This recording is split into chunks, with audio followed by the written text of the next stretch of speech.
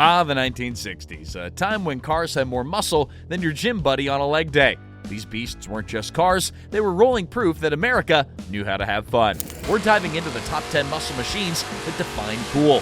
Now, let us dive into some of the more honorable mentions. First up, the 67 Camaro Z28 RS, known as the Hugger. This beauty hug corners like your granny at Thanksgiving. Or the 69 Dodge Daytona, big wing, big nose, bigger attitude. And what about that 64 Ford Thunderbolt? Number 10. By the late 1960s, Detroit was the epicenter of a horsepower arms race, and Dodge was about to play their ace. Kids of the post-World War II era were now full-grown speed junkies. The space race had revved up tech innovation, and gas was cheap enough to guzzle without guilt. Throw in the adrenaline rush of NASCAR and street racing, and Dodge decided to go big or go home. And their answer? The 1969 Dodge. The Daytona wasn't just a car, it was a statement. Dodge slapped on a wind tunnel tested nose cone and a rear wing so enormous it looked more suited for a supersonic jet. This wasn't subtle, it was a rolling middle finger to conventional design. And under that outrageous exterior, Chrysler's beastly 426 Ci Hemi, a NASCAR nightmare. Now imagine cruising in one of these down your neighborhood street. People stop mid-road whipping out their cameras. Is it the growl of the 440 engine, the wing taller than a 10-year-old? Well, maybe both, and for good reason. This thing screams, "I'm here to win." The Daytona wasn't just a flash, though. Its aerodynamics tackled the Charger's Achilles heel, stability at high speeds. No more floating back ends at 130 miles an hour. That gigantic wing, well, it provided enough downforce to keep it glued to the ground. Practical and dramatic. Today, spotting one is like finding a unicorn. Number 9, the Mustang Boss 429. Now, if you're imagining a car that's all bark and no bite, think again. The beast's roar can make an entire racetrack sit up and take notice. It wasn't just a car, it was a statement, a purebred symbol of American muscle that's still leaving car enthusiasts like me drooling to this day. Ford only ever built 1,358 of these beauties over a 2-year run, and every single one is a masterpiece. They were designed to dominate NASCAR, and though they've hit the street slightly tamed, a bit of tweaking, say the right gears or exhaust, and they blow most rivals off the track.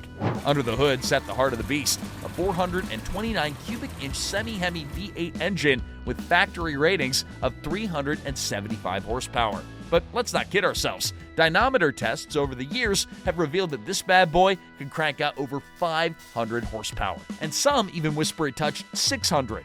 And the details? Oh man, the Boss 429 was all about function meeting flair.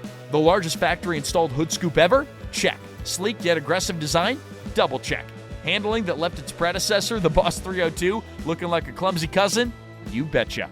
Number 8, the 1969 Camaro. Now this was a sleek black-on-black beast armed with a 427 cubic inch big block V8 that isn't just powerful, but it's downright rebellious. Why? Well, because back in the day, GM had a rule limiting Camaros to 400 cubic inch engines. But thanks to the genius of a few dealership insiders, and the Copo system found a loophole, letting them sneak Corvette-grade power into the Camaro's leaner frame. That's pure brilliance, right? Well, now let's talk specifics. Under the hood, you've got an L72 engine, officially rated at 425 horsepower. But here's the kicker. It's closer to 450 horses in reality. And if you're the type who loves to tinker, then just slap on some headers and then boom, you're well over 500 horsepower. It's the kind of muscle that makes your palms sweat and your heart race before you even hit the gas. The details on this Copo are jaw-dropping. It's got all the right factory codes, carburetor, distributor, even the smog pump, all perfectly restored to factory specs. And the undercarriage? Pristine. Every chalk mark, every paint dab, all meticulously redone. It's not just a car, it's a rolling museum exhibit. But let's not forget the drive.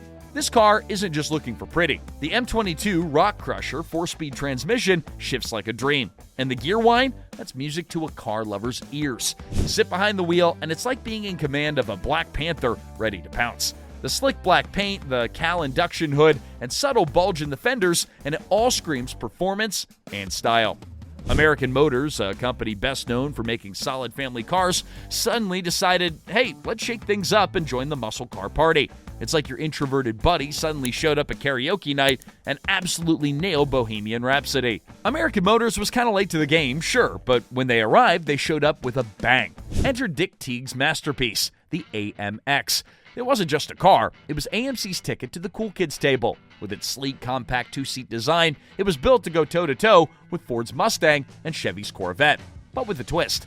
Instead of aiming for high-end luxury prices, the AMX rolled in with a price tag closer to the Mustang, making it an affordable head-turner.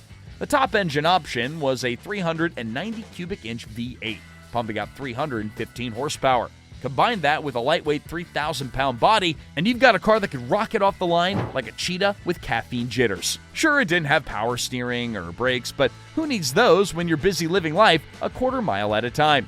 The AMX only stuck around for 3 years, but boy, did it leave its mark. Number 6, the 1966 Dodge Coronet 500. Now, back in 1966, Chrysler decided to unleash a beast on the streets, the 426 Hemi. Now, this wasn't just any engine, it was the stuff of legends, forged from NASCAR dominance. The backstory? Well, NASCAR got spooked in 1964 when Richard Petty's Hemi-powered Plymouth crushed the competition. They banned it in 1965, saying, "No street version, no racing here." Chrysler's response? Well, fine, let's sell it to everyone. And just like that, the street Hemi was born. A 425 horsepower marvel squeezed into Dodge and Plymouth's boxy B-body frames. But let's not romanticize this too much. The original race Hemi was a diva, high maintenance and prone to tantrums if the weather wasn't just perfect. So Chrysler made a couple of tweaks: lower compression, user-friendly parts, and a drivetrain that you didn't need a pit crew to manage. And the result? A street-legal rocket ship that even your neighbor's mom could drive, if she had the guts.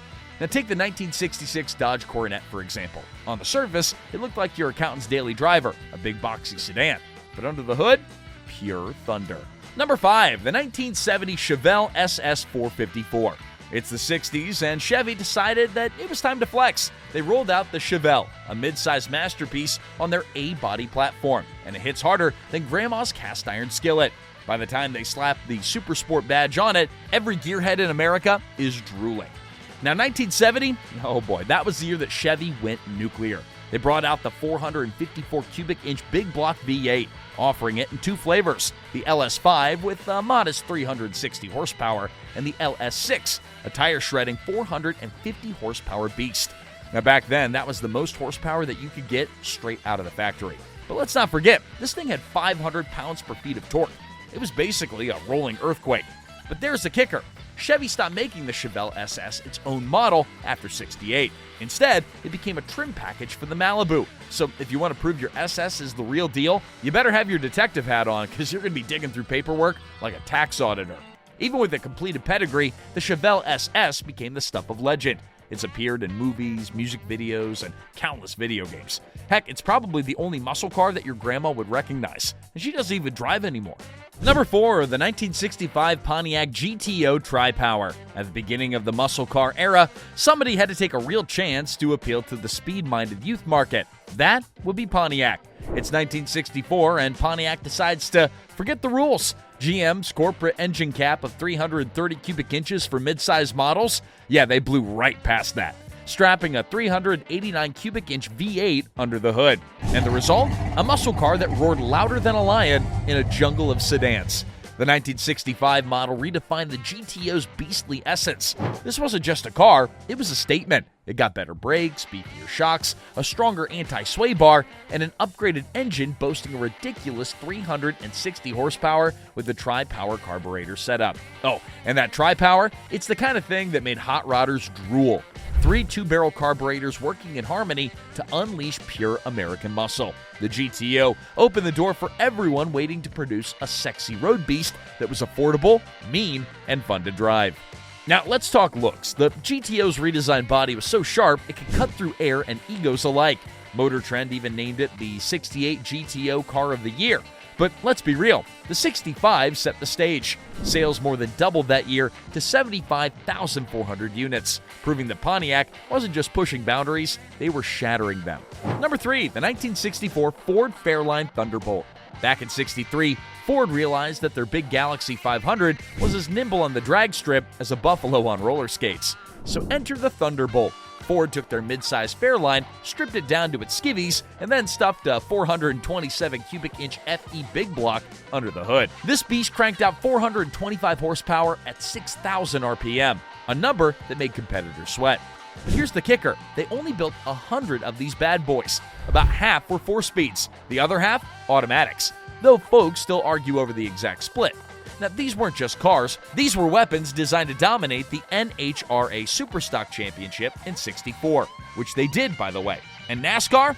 Nah, they were too illegal for that. But hey, rules are just suggestions, right? Well, Ford didn't stop at the engine. They replaced the steel hood, doors, and fenders with lightweight fiberglass. Even the side and rear windows got swapped out for plexiglass. Imagine your car going on a diet so intense it could bench press its rivals. And the result?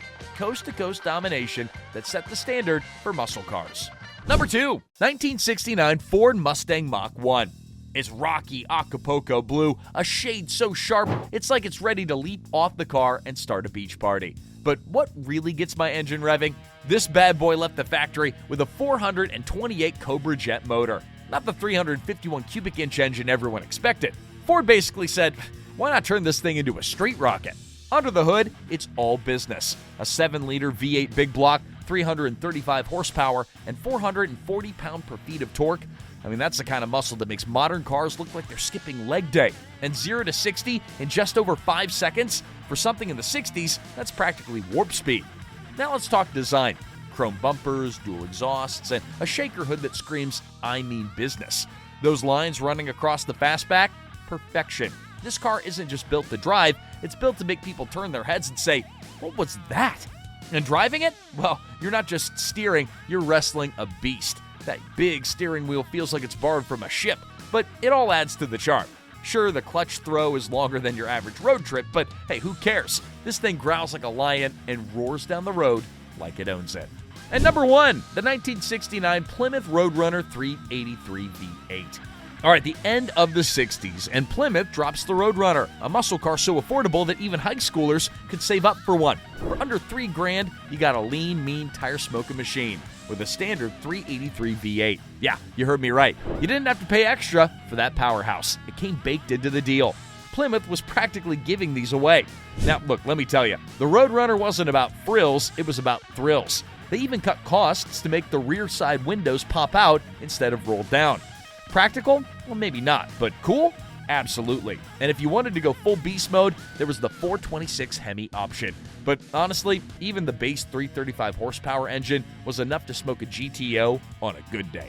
Sorry, Pontiac fans. Hey, this car came in 3 flavors, a hardtop, a coupe, and for the first time ever, a convertible. And that beep beep horn, straight out of the Warner Brothers cartoon. They even paid a licensing fee for it. Imagine honking at someone in traffic after they cut you off, and then they laugh at you instead of flipping you off. That is priceless.